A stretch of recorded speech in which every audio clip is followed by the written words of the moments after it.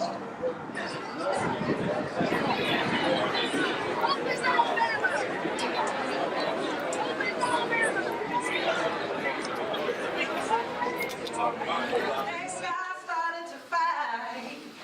your eyes on the prize and hold on, hold on.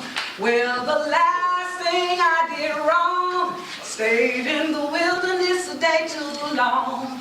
Keep your eyes on the prize and hold on, hold on, hold on, hold on. Keep your eyes on the prize and hold on, hold on, hold on, hold on. You better hold on. Good morning. Good morning. Good morning.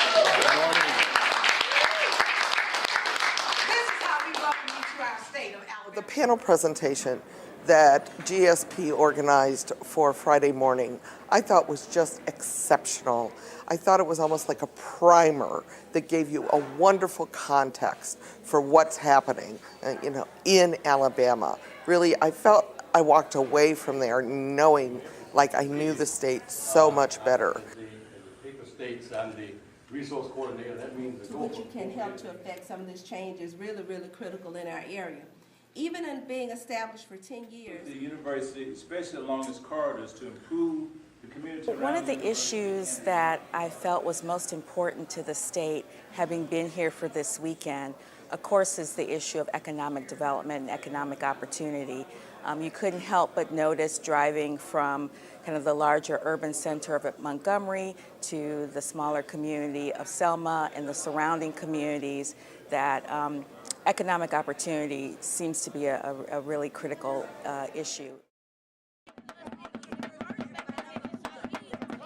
Who are willing to die for the right to protect it. If we want to honor this day, let that 100 go back to Washington and gather 400 more, and together pledge to make it their mission to restore that law this year.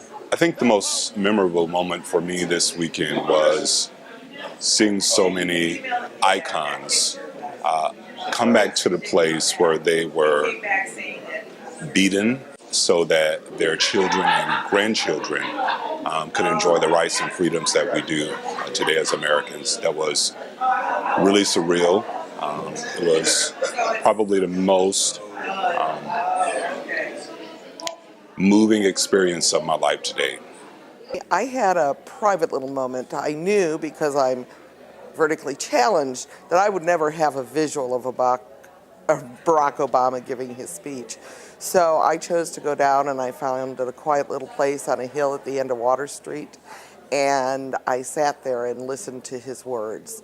And to me, they were just so powerful and so moving, and also a charge for continued action. Just a profound sense of history and being in this place and being able to walk in the footsteps of so many that paved the way for justice in our country.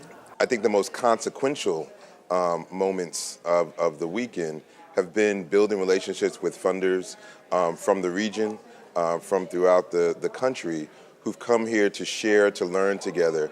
And it's those relationships that we'll carry forward to try to make progress and stimulate investment in the South to create the type of changes that are necessary to move this region and the nation forward.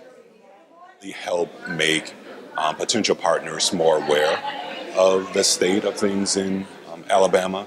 I think there's an opportunity to share with people that the South has an infrastructure, although it needs to be strengthened and expanded.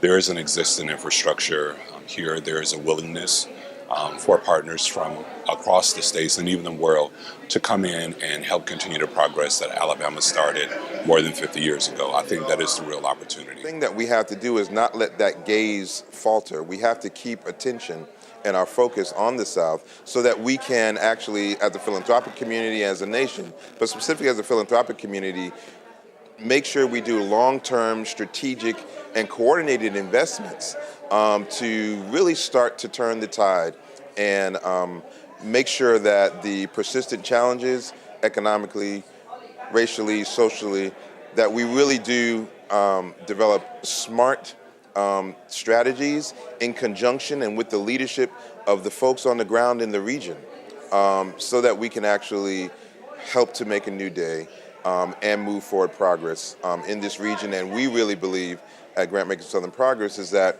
when you, as the South goes, so goes the nation. So as you make progress in the South, the rest of the nation will also benefit.